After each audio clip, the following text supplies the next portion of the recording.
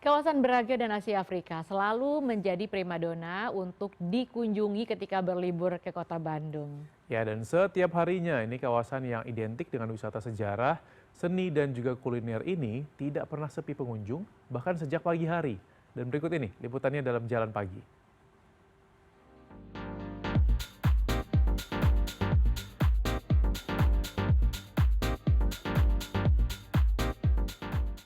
Berwisata ke kota Bandung kayaknya kurang afdol jika tidak berkunjung ke kawasan Braga dan Asia Afrika. Selain dikenal sebagai lokasi wisata heritage, kawasan ini juga dikenal sebagai tempat berkumpulnya para pekerja seni dan juga komunitas yang selalu menyemarakan suasana.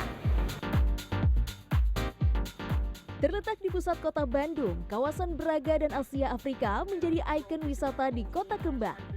Kawasan ini meleburkan nilai sejarah, budaya, dan estetika sehingga mampu menarik banyak wisatawan untuk berkunjung setiap hari. Sebagai lokasi wisata sejarah, kawasan ini memiliki deretan bangunan bergaya Art Deco yang masih terjaga keindahannya sejak zaman kolonial. Tak sekedar wisata sejarah, di kawasan Braga juga terdapat deretan seniman lukis yang menawarkan hasil karya mereka kepada wisatawan. Salah satunya adalah Iin Solihin yang telah berjualan di Braga selama hampir 30 tahun. Sejak pukul 5 pagi, pria berusia 56 tahun ini sudah bersiap menata berbagai lukisan di sisi trotoar Jalan Braga. Lukisan yang ada dijual mulai dari harga Rp50.000 hingga jutaan rupiah dan memiliki beragam tema seperti potret tokoh terkenal, pemandangan, hingga aktivitas sehari-hari. Meski tidak selalu ramai pembeli, ia tetap bertahan untuk menghidupkan kawasan Braga dengan kreativitas luar biasa. Jadi lukisannya di sini tuh ada berapa jenis gitu Pak? Berarti Oh, berapa teknik ada gitu ya? banyak beberapa teknik, beberapa jenis termasuk lukisannya. Yang jelas mau pesan apa juga bisa, begitulah kesimpulannya. Oh, bisa juga. Iya. Tapi selama puluhan tahun ya Pak ya jualan di Braga gitu kan. Betul. Ini ada aja yang beli atau gimana Pak? Secara keseluruhan ada aja sih, tapi secara individu kan ini banyak pedagangnya. Jadi secara individu ada kalanya kosong juga sih sebenarnya. Cuma kalau secara keseluruhan ini kan pasarnya kota Bandung. Jadi secara keseluruhan hampir tiap hari ada. Selain keberadaan para seniman lukis, kawasan ini juga semakin hidup dengan adanya komunitas cosplayer yang senantiasa menghibur wisatawan, terutama pada saat akhir pekan dan hari libur. Sejak pagi, para cosplayer ini sudah bersiap di sisi jalan Asia Afrika sambil mengenakan aneka kostum, mulai dari kostum hantu, kartun, hingga superhero. Ada lebih dari 15 karakter yang siap berinteraksi dengan pengunjung yang datang.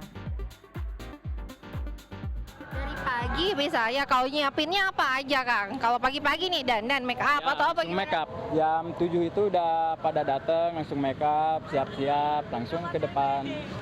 Ya.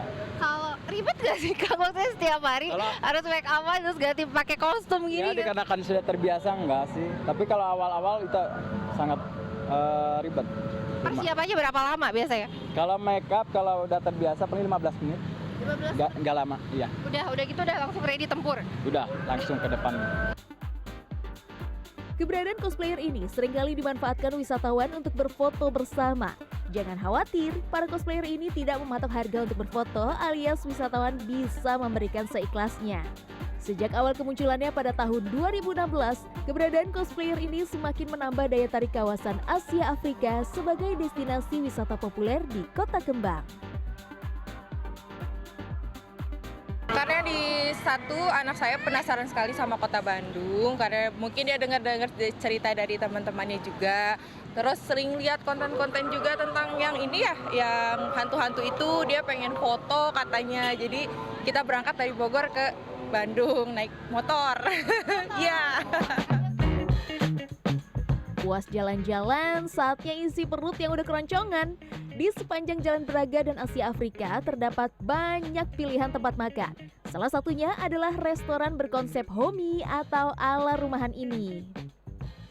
Buka sejak pukul 6 pagi, pengunjung bisa memilih untuk bersantap di area indoor maupun outdoor. Menu yang disediakan sebagian besar merupakan menu khas Nusantara dengan resep autentik. Oke, sebetulnya Bola Padi ini konsepnya adalah warung. Ya, warung, jadi pengennya kita tuh homey, lebih ke kayak makan di rumah. Gitu, makanya masakan-masakan di sini atau makanannya sendiri itu kita masakan-masakan Nusantara. Gitu, jadi biar berasa pulang ke rumah. Mengusung konsep open kitchen, pengunjung bisa melihat langsung proses pembuatan ragam makanan yang ada.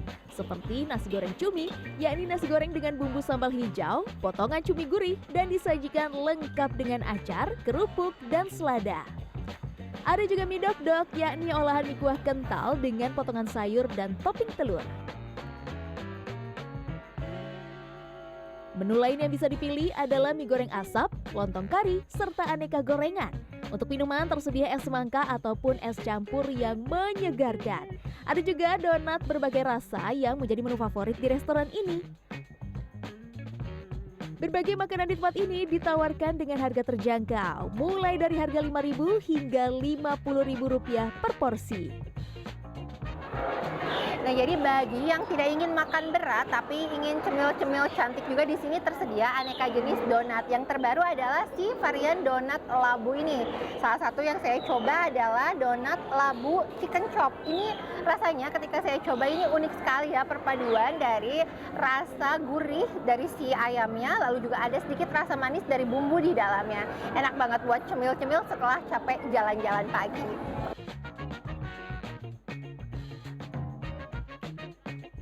Menariknya, donat di sini dibuat secara fresh setiap hari dengan lebih dari 20 pilihan rasa yang bisa dipilih seperti keju, coklat, red velvet, abon, dan lain-lainnya.